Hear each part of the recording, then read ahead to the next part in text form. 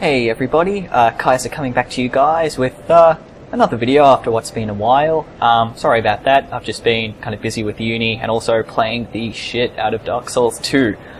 I'm not actually going to do any sort of walkthrough videos as such with this game, just because there's a billion others out there, but what I will do is just kind of explain how stats and leveling up work. Well, I guess a friend requested me to, because he was thinking of getting into this game. And this is probably actually one of the most complicated aspects of Dark Souls 2, just like the complexity of the stats. So I'm just going to kind of go through one by one and explain what each one does. Alright, so first off we have Vigor, which is probably the simplest stat. It's just your health. As you can see here, I increase it by 1 point and my HP up here goes up by, an amount. Yeah, that's a really easy one. If you want more HP, put points in Vigor. Just another thing, with a lot of the menus in Dark Souls 2, you can now press, I think it's back on the Xbox 360 controller or select on the PS3 controller, and it gives you like a health menu, and it just kind of explains everything. Actually, what am I making this video for? The help menu does a pretty good job, but yeah. Anyway, moving on. Next we have Endurance, which increases a few things. Its primary effect is to increase your stamina here. Stamina is basically, your energy.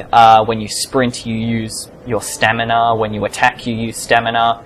When you fire a bow or cast a spell, you use stamina. So it's pretty damn important. More so for kind of melee characters. If you're using like a sword or a mace or whatever, you definitely want a good amount of stamina, because otherwise you're not going to be able to attack with your weapon very much, and also when you're blocking with a shield or a weapon, your blocking won't be as effective, because enemies, when they attack you and you block with your shield, it'll take off an amount of stamina, and if you run out of stamina, you become guard broken, and you're kind of stun locked for a second, and enemies can get in hits and do a lot of damage.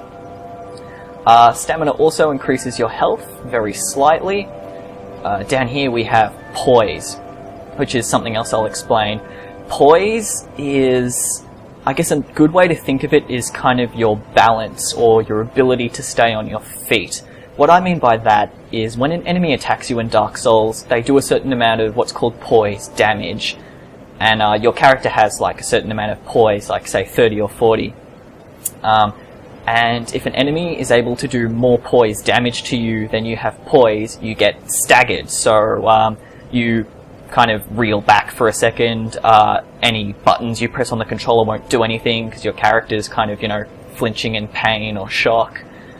So poise is important very much for melee characters again, because if you get hit, if you get hit, you won't be able to attack the enemy back or even block for just a second, which could be the difference between life and death. So probably the main way to increase your poise is just to wear heavy armor. But as we can see here, raising your endurance also raises what's referred to as your natural poise. So you kind of have a small amount of natural poise, and then you have poise added onto that from your armor. So poise is good. If you're like a wizard, or I guess just a caster, it's not as important because you'll be wanting to stay away from your enemies as much as possible. So you won't have the health, the vigor, to really take many hits, so poise becomes kind of useless because in one hit you're basically dead anyway. But close range characters, poise is important. Alright, next stat, Vitality. This also slightly increases your HP, but its main use is to increase here your equip load. Where is it? Right there. Your equip load. And that's very self-explanatory. Wait, does it actually increase my equip load? Oh, whoops. There we go, yeah. Increases your equip load and your HP slightly. So, equip load, yeah, super self-explanatory, how much stuff you can carry. Unlike Dark Souls 1, where there were very obvious cut-off points for sort of your equip load, I think at 50%, up to 50% you could do kind of the fast roll animation. Up to, I think it was 75%, you had kind of a fat roll, and like above 75%, I don't think you could even roll at all. In Dark Souls, it's a lot more gradual, like 70% equip load, there's a cutoff point between when you kind of do a regular roll and a fat roll, where you just kind of, you know, try to roll, but you don't get as far and it's a lot slower. But up to that 70%, it's a much more gradual kind of scale. Like, it's not immediately apparent, say, between 20% and 50% equip load, whether you're rolling faster or not. There is an effect that's just much more gradual, so you're not punished. Like, I suppose it's more realistic. It doesn't encourage kind of min-maxing, besides staying below the 70% equip load. And I guess, yeah, that explains that.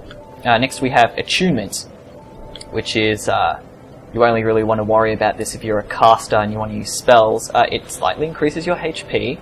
Yeah, we're seeing a common theme here. And it also increases your cast speed. But the main thing it does, which actually isn't shown right now, I think you get pretty much an extra spell slot for every 10 attunement, at least once you get past about 20 attunement. So like 20 attunement you get, 20 to 30 attunement you get one more spell slot, 30 to 40 you get one more spell slot, but I think you get your first slot at around 10, your second at 12, and then your third at 15, but then after that it's like every 10. So I've got 40 attunement, I have something like, I don't know, what would that be, 5 or 6 spell slots. And that is, what does it show here? Slot. Attunement slots. So yeah, every attunement slot you can generally assign to a spell. Some spells take up 2 slots. So if you're a caster, yeah, attunement is important. And cast speed is pretty important as well, so important for magic users. And I guess, you know, sort of sunbros out there who want to use Lightning Spear to attune that. Right, next up we have Strength. Again, it slightly increases our HP. Hang on. Oh no, that's okay. Slightly increases our HP. But then the main thing here is attack strength. I suppose, as the game kind of puts it, the power to inflict damage with physical attacks, so swords, maces, your fists, whatever it is that you have in your hand and you're hitting the enemy over the head with, its damage is affected by your attack strength. Now, with weapons, they have generally different scalings with different attributes, which I'll get into in a second, but generally sort of bigger swords, heavier weapons, they tend to scale with strength, so by having high strength you're able to deal more damage with those weapons. And as you can see here, where it has left weapon 3, that just shows me by increasing my strength by 1 point, I think the weapon I have in my left hand, slot 3, which is, I think it's actually my binoculars on my fist or something, it'll do like 1 more damage, which is nothing, but that's because I'm a caster with this character and I'm not using something like a sword. Next we have Dex, which is kind of the counterpoint of Strength. So these, Strength and Dexterity, are your 2 primary sort of melee stats. Like Strength, hey, it increases HP again, it also increases attack dexterity. So whereas big swords and maces and stuff tend to do more damage if you have high attack strength, things like sort of curved swords, daggers, rapiers, bows, they do more damage the higher dexterity you have. And I believe dexterity also affects... no, I think in the original Dark Souls it affected cast speed, but not in Dark Souls 2, it doesn't look like. But it also increases... What's this? Bleed attack bonus, yeah. Bleed is self-explanatory again. Some weapons, when you attack an enemy, they'll inflict the bleed status, so the enemy loses a bunch of HP immediately because they kind of bleed out. And dexterity is kind of, it helps that, so if you want to use a weapon that causes bleed, pump that dexterity.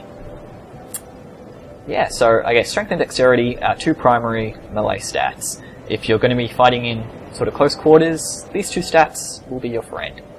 Next we have Adaptability, which is probably the most talked about stat. They actually added it in, it's new.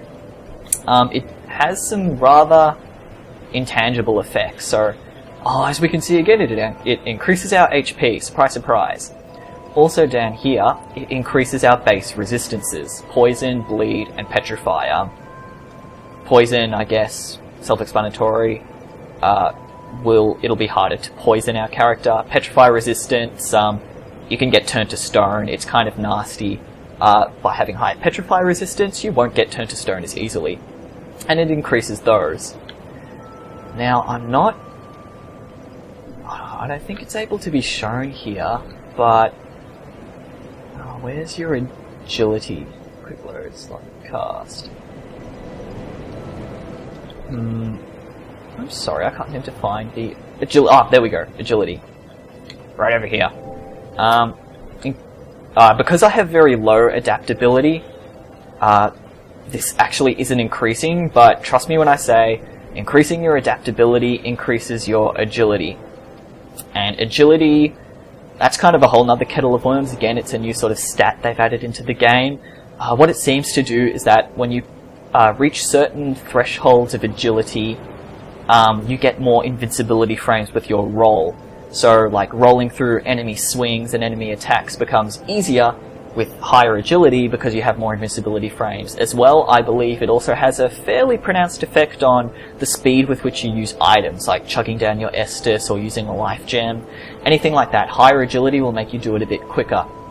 I think, as of now, it doesn't increase the speed at which you can raise your shield, but I don't think anyone's really done super comprehensive testing as to that, so that's still kind of up in the air. But definitely increasing your agility will increase the speed with which you can use items, and at certain thresholds, which I'm not sure of, it also gives you more invincibility frames with your roll.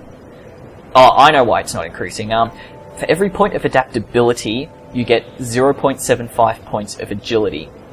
So I must be sitting kind of bang on 96 agility here. So increasing it by 1 only gives me like 96.75, which isn't enough to show up in these stats. What attunement does as well, I forgot to mention, it also increases agility, but only by 0.25 points. So casters who are bumping and sort of putting points into attunement will also increase their agility, but at a much slower rate than if you were to increase adaptability. Okay, next we have intelligence.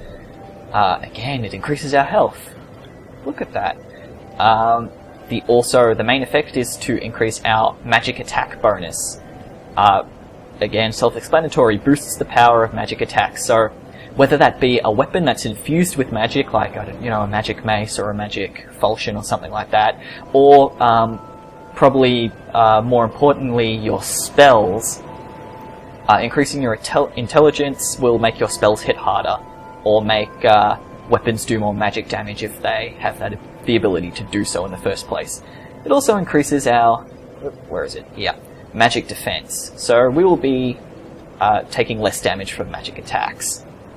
So intelligence is to do with all things magic, and as you can see here, I think I have a casting staff in my right hand weapon 1, and the damage I do with that staff increases by 2 points, because we've pumped up our intelligence. Okay, lastly we have faith, which is very similar to intelligence, except that faith is used for, well, miracles. Miracles, yeah. Stuff like a heal, lightning spear, stuff like that. This game kind of has 3 types of magic. There's like I guess what's kind of referred to as blue magic, which is your spells, and a lot of the sort of the lighting effects on these spells are blue. You have your faith, which tends to be kind of lightning or sunlight or sort of, healing kind of based. And to cast, they're called miracles, yeah. To cast miracles, you need, rather than a staff for spells, you need, in this game they're called chimes, which is kind of like a little thing you hold in your hand, and that's what you use to cast faith-based miracles. So we put a point in that. Oh, what a surprise, our health goes up again by a little bit. But our lightning-based damage goes up, because a lot of lightning weapons in this game scale with faith, and stuff like, lightning spear will also get a damage bonus. It also increases here our dark bonus. And I'm just going to go off on a slight tangent and explain how this works. Dark damage is done by the new type of magic in this game, which is hexes. Hexes require both intelligence and faith to use. That's just how they work. And they do dark damage. And the way dark damage is increased is, you see here, we increase our intelligence, our dark damage doesn't go up. We increase our faith, it does. And dark damage scales with whichever out of intelligence and faith is lowest. So you see here, increase that, nothing happens, but because our faith is lower than our intelligence, increasing it does increase our dark bonus. By a pretty decent amount, actually. So that's how you increase your dark damage. You boost whichever one is lower. So if you're going for sort of a pure hex build, you probably want to be keeping these equal.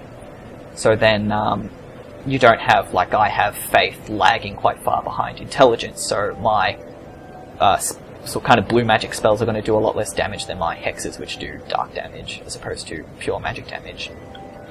As we can see here, it also increases our lightning defense and our dark defense. So just like intelligence is linked to magic, is linked to magic defense, faith here, kind of associated with lightning, increases our lightning defense, and because faith is lower than int, we get our dark bonus, and also our dark defense is increased. And as you can see here, I've got some stuff that can cast hexes, and they get a nice bonus from increasing faith.